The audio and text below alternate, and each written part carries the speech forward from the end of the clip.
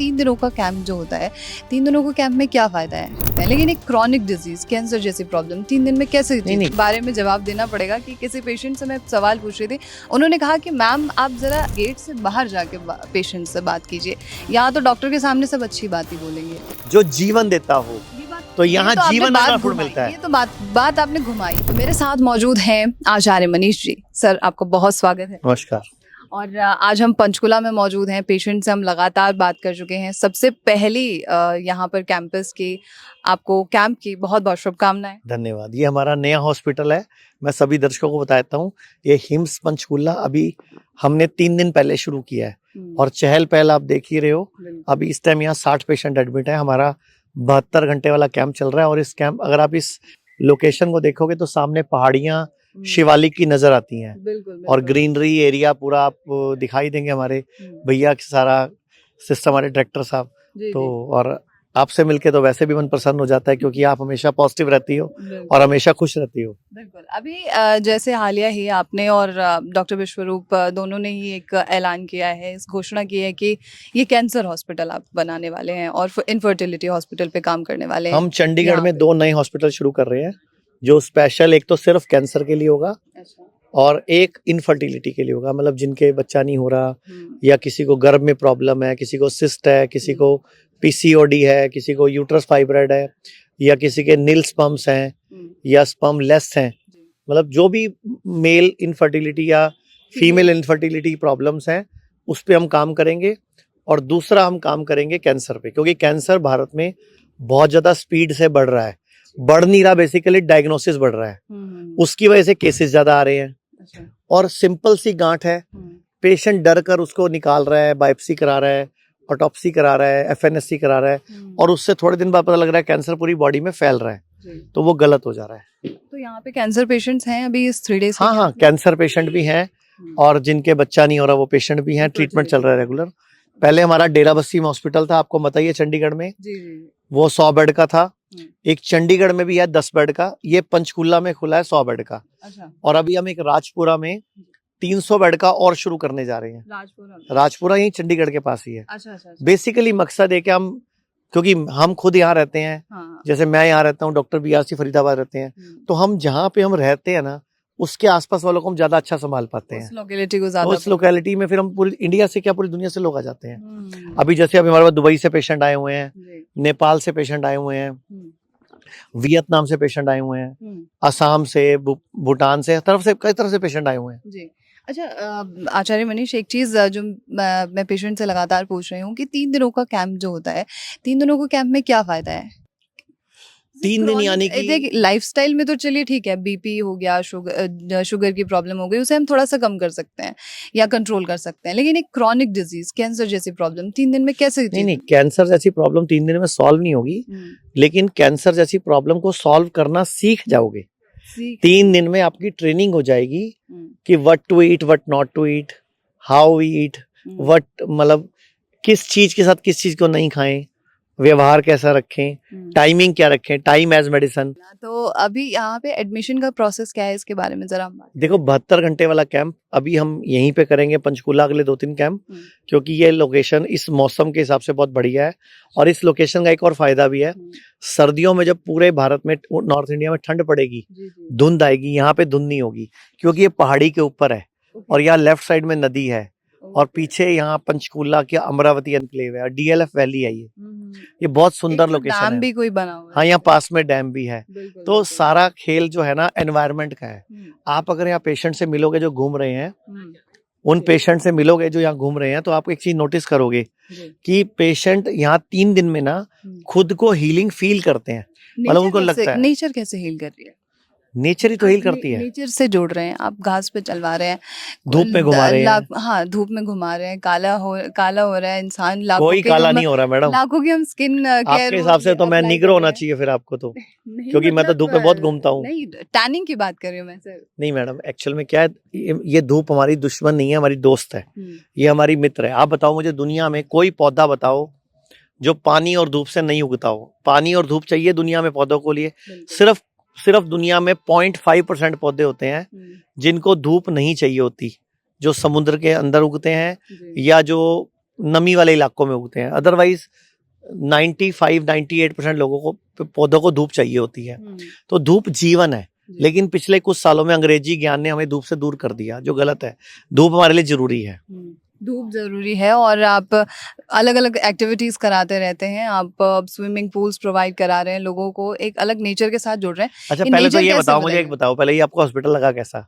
आपने हमारे सारे हॉस्पिटल देखे हैं, बिल्कुल। डेराबस्सी वाला भी देखा है आपने, लखनऊ वाला भी घूम चुके हैं आप, मुंबई भी घूम चुके हैं, आपने सारे हॉस्पिटल घूमे हैं। बिल्कुल। तो ये वाला कैसा लगा आपको? लोकेशन कैसी है? सर चाहे डेराबस्सी का हो, चाहे कोई भी अन्य हॉस्पिटल हो, हॉस्पिटल ही नहीं लगता वो ऐसा लग रहा है कि हम कहीं टूरिस्ट और रिजॉर्ट ये बयान नोट किया जाए कि हमारा कोई भी हॉस्पिटल लगता भी नहीं, और सच बताऊं तो हॉस्पिटल है भी नहीं। Basically it's an healing centre. लेकिन प्रॉब्लम क्या, हमें लाइसेंस अप्रूव लेने के लिए हॉस्पिटल लिखना पड़ता है, लेकिन ये हीलिंग सेंटर है। अच्छा, यहाँ पे कुछ ऐसे भी पेशेंट्स हैं जो गवर्नमेंट उससे जॉब से जुड़े हुए हैं, तो बिल्कुल बिल्कुल, सीजीएचएस हो या सीजीएचएस पेशेंट हो या सीएपीएफ पेशेंट हो, इनका पूरा इलाज फ्री होता है। CGHS, CAPF, RGHS Rajasthan government और सेंट्रल गवर्नमेंट और सेंट्रल आर्म पुलिस फोर्सेस, और ईसीएचएस, ये सब फ्री होते हैं। अच्छा। इनका कोई पैसा नहीं लगता। तो वो यहाँ पे एडमिट हो सकते हैं? हाँ, यहाँ पे पंचकूला में नहीं हो सकते, डेराबस्सी हो सकते हैं। और सभी हॉस्पिटल में सारे हेल्थ इंश्योरेंस चलते हैं हमारे, कोई भी हेल्थ इंश्योरेंस हो, आप सबके थ्रू अपना इलाज फ्री करा सकते हैं। ठीक है। अब सबसे महत्वपूर्ण सवाल आता है कि जैसे आपने कैंसर और इनफर्टिलिटी का हॉस्पिटल से घोषित किया है, तो क्या मकसद है? कि आपने कहा कि एक लोकेलिटी तो चलिए ठीक है कि आप यहाँ पर हैं, चंडीगढ़ में रहते हैं, यहाँ इसे कैंसर हॉस्पिटल बनाने के क्या एक्चुअल में पिछले 1 साल से हम देख रहे हैं कैंसर पेशेंट बहुत ज्यादा बढ़ रहे हैं। मैंने बताया डायग्नोसिस बढ़ रहा है, लोगों के टेस्टिंग बढ़ रही है, डायग्नोसिस बढ़ रहा है, तो कैंसर बढ़ रहा है एक तरह से। एक्चुअल में क्या है, टेस्टिंग बढ़ रही है, तो लोगों को अवेयरनेस भी ज्यादा करनी है। तो लोगों को कैसे अवेयर करें कि छोटी मोटी गांठ है, परवाह मत किया करो। मैं आपको एक वीडियो दूंगा, वो आप यहाँ लगाना। एक हमारे एडवोकेट सर हैं, उनको गांठें हो गई थी छाती में। अच्छा। 3 गांठें थी उनके, और सिर्फ 3 दिन में गायब हो गई। मुझे यहाँ पे 2-3 गांठें हो गई, तो मैं गया है किसी मित्र के पास, डॉक्टर है, उन्होंने देखा उखा, बोले ये तो निकलवाना पड़ेगा। हमने कहा निकलवाना? अरे मैंने कहा तो 2-3 हो रखी है। बोले हाँ निकलवाना पड़ेगा। उन्होंने बोला कि ये जो 2-3 गांठें, एक यहाँ पे थी, किधर थी, 2-3 गांठें थी, इसको निकलवाना पड़ेगा। तब तक मनीष जी का शिविर लगा हुआ था, ये महीने में 2 बार लगाते हैं, 2 बार लगाते हैं, 3-3 दिन का शिविर। मुझे थोड़ा टाइम मिल गया, हमने कहा चलो इनके यहाँ चलते हैं। 3 दिन जाके वहां पे केवल मालिश मसाज हुआ, कोई दवाई नहीं खाई। जहां ऑपरेशन से 3 गांठ निकाली जा रही थी, मनीष जी के हिम्स में जाके केवल हमने वहां पे अपना 3 दिन मसाज वसाज हुई, थोड़ा वो स्टीम दिया, योग प्राणायाम किया, आहार किया। चौथे दिन गांठ तीन की तीनों गायब हो गई, और उन तीनों गांठों के लिए ऑपरेशन कर रहे थे। और छाती की 3 गांठें 3 दिन में गायब हो सकती हैं। तो सोचो कैंसर की गांठ को कितनी जल्दी हराया जा सकता है। लेकिन शर्त क्या है, परहेज करना पड़ेगा, कहना मानना पड़ेगा, आपको डाइट सही करनी पड़ेगी। मैंने क्या किया, मैं आप सब दर्शकों को बताता हूँ कि कैसे 3 दिन में उनकी गांठें गायब हुई। चौलाई, एक होता है पालक, ऐसे होता है मेथी, एक बथुआ, एक चौलाई। तो चौलाई, कड़ी पत्ता, पुदीना, धनिया, हल्दी, आंवला, मैंने उनको 3 दिन तक इसके जूस पे रखा। अच्छा। और लेमन ग्रास और वीट ग्रास का जूस दिया, और लेमन ग्रास बॉईल करके दिया। हर्बल टी पी, दूध दही पनीर बंद कर दिया। रोटी चावल 3 दिन तक खाने को नहीं दिया, स्प्राउट दिए। 3 दिन में बॉडी ने गांठ को हरा दिया, खा गई बॉडी, ऑटोफेजी हो गया ना, बॉडी खुद ही गांठ को खा गई अपने आप ही। ठीक है। अब आप मुझे इस बात के बारे में बताइए सर कि आप, जैसे मैं अभी ओपीडी में गई थी और मैंने देखा कि कैप्सूल्स हैं बहुत सारी। कैप्सूल्स क्यों दे रहे हैं आप? आयुर्वेद में तो कोई कैप्सूल जैसी चीज नहीं है। नहीं, कैप्सूल भी हैं, टैबलेट भी हैं, क्यों दे पाउडर भी हैं। क्यों दे रहे हैं? कुछ पेशेंट ऐसे होते हैं जिनको सब्र नहीं है, जिनको वेट नहीं कर सकते। जैसे आप मान लो, एक पेशेंट का नाम लो, कोई एक बीमारी बोलो, आप कोई भी कैंसर ले लीजिए। कैंसर ले लीजिए। अब कैंसर कितनी बड़ी बीमारी है, नाम से ही बंदे का घर पूरा डिप्रेशन में आ जाता है, पूरा उसका सिस्टम बिगड़ जाता है, उसका पैसा लगना शुरू हो जाता है, और डॉक्टर उसको कीमोथेरेपी, रेडियोथेरेपी, सर्जरी बोलते हैं। जब हम पेशेंट को बोलते हैं कि कैंसर बिना दवाई ठीक हो सकता है, पहली बात तो लोग भरोसा ही नहीं करते। कोई भी नहीं कर सकता, ठीक है ना, तो लोग भरोसा नहीं करते।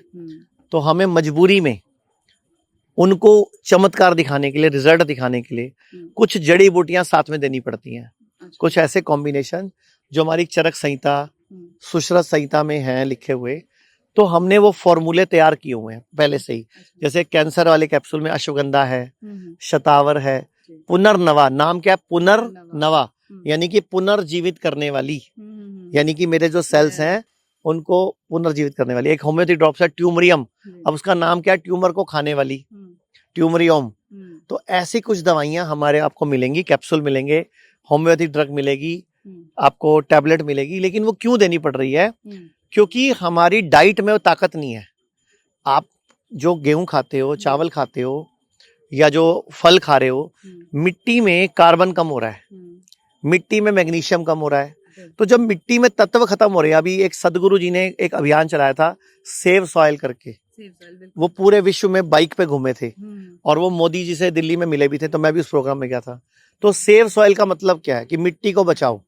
मिट्टी को बचाओ मतलब मिट्टी हमें वापस ठीक करनी है, मिट्टी में वापस हमें ताकत डालनी है, मिनरल्स डालने हैं। तो सेव सॉइल कंटेंट शुरू क्यों किया? कि मिट्टी में जान नहीं है।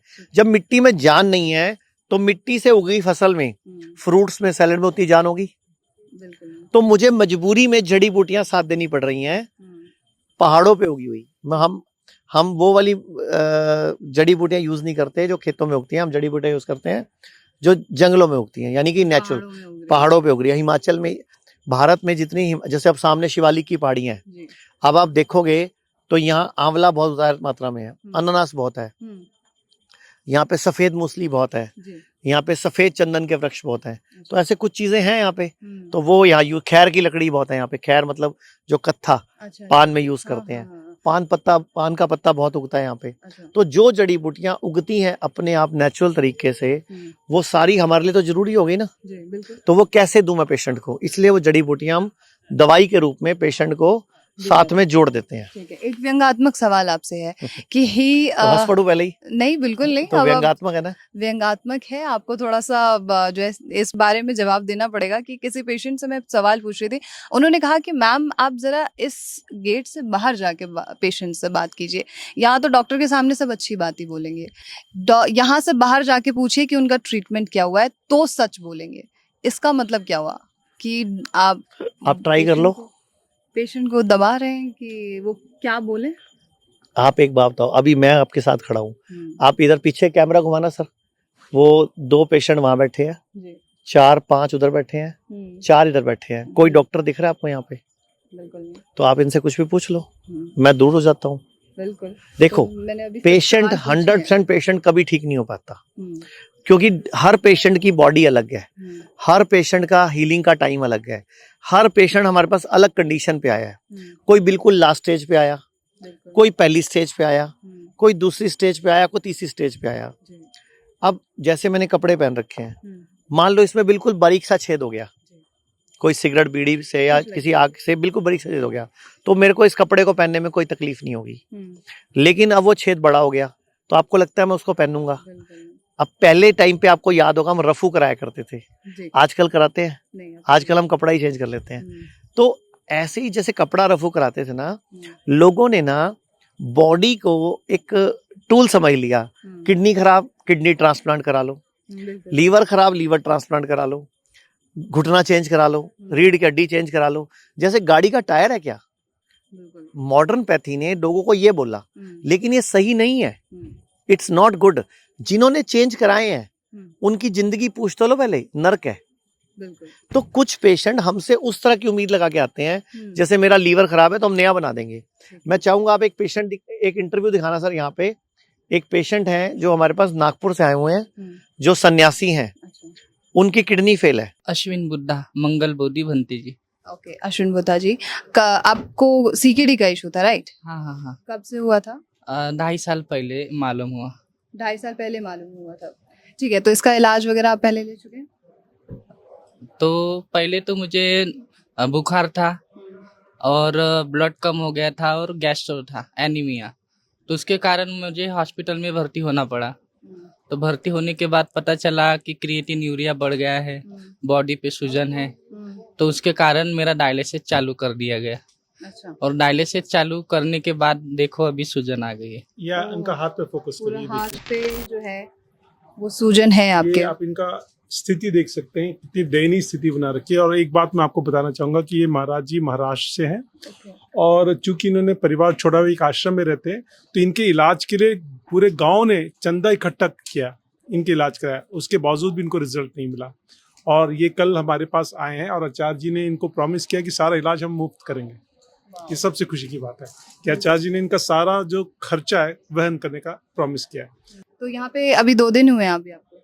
हाँ, लेकिन आचार्य मनीष जी के ट्रीटमेंट से और विश्वरूप सर के ट्रीटमेंट से राहत है अभी मुझे। राहत है? हाँ। क्या ट्रीटमेंट दी गई है यहाँ पे? यहाँ पे DIP डाइट को फॉलो करवाते हैं, फल और सलाद को खाने के लिए बोलते हैं और थेरेपी करवाते हैं पंचकर्मा। बीपी, शुगर, जोड़ों का दर्द, लीवर खराब, किडनी फेल, मोटापा, अगर आप किसी भी बीमारी से परेशान हैं, लंबे समय से दवाई खा रहे हैं, तो अब वक्त आ गया अपनी पैथी को बदलने का, आयुर्वेद की शरण में आने का, बीमारी की जड़ पर काम करने का। 87258 87258। अब उन्होंने सिर्फ 7 दिन बुखार, जुकाम और खांसी की दवाई खाई। बुखार, जुकाम और खांसी की दवाई खाई, किडनी फेल हो गई। क्या खाई थी? बुखार, जुकाम, खांसी की दवाई, किडनी फेल हो गई। डॉक्टर ने डायलिसिस स्टार्ट कर दिया। थोड़े दिनों में डायलिसिस रोज होने लग गया। अब वो पिछले 3 महीनों से DIP डाइट फॉलो कर रहे हैं और हमारे पास आए हुए हैं। आज उनका 5वां दिन है। अब इनका 5 दिन में एक भी डायलिसिस नहीं हुआ।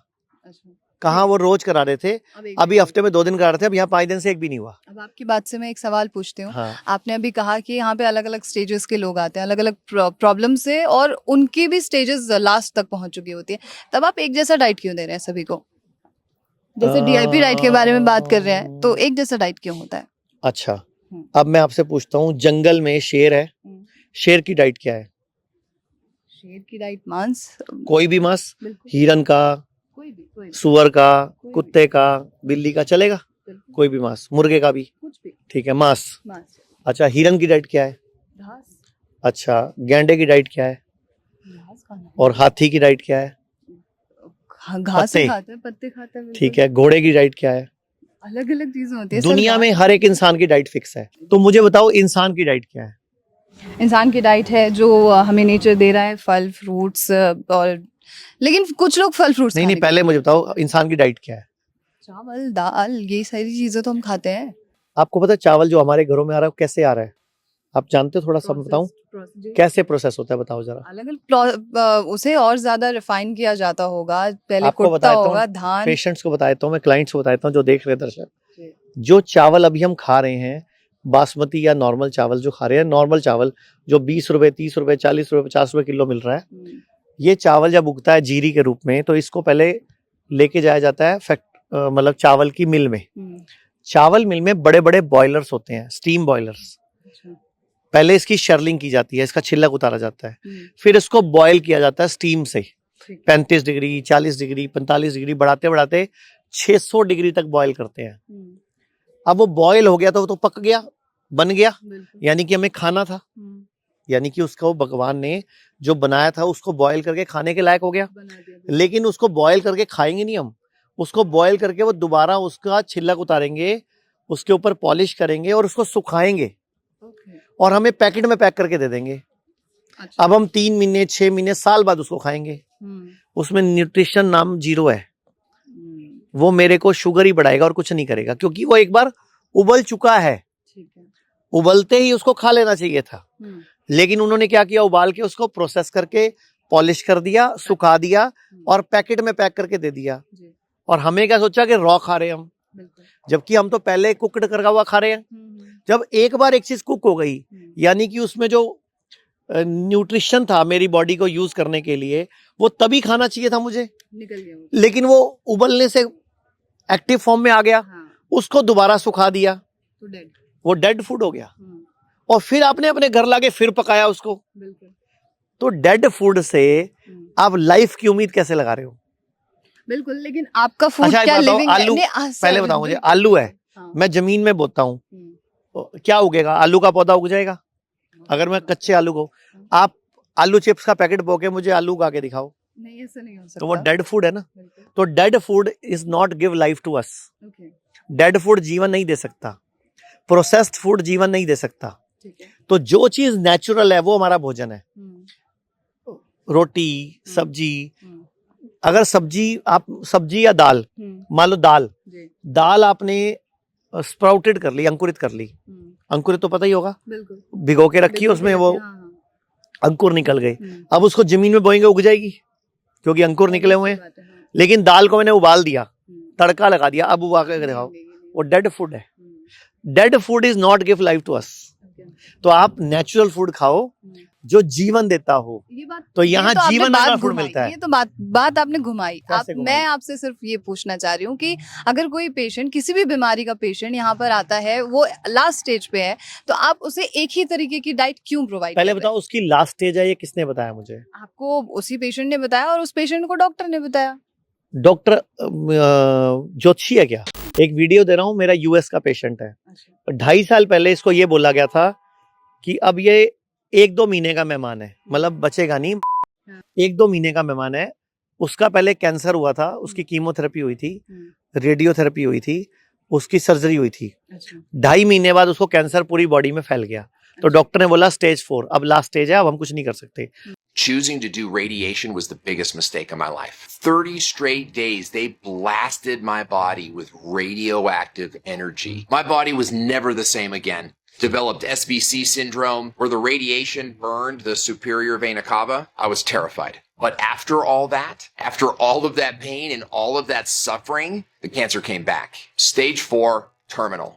And they wanted me to do it all over again. That's when I left the hospital system. I went natural. Holistic. I did water fasting, I did keto, I did juicing. Today, I'm cancer free.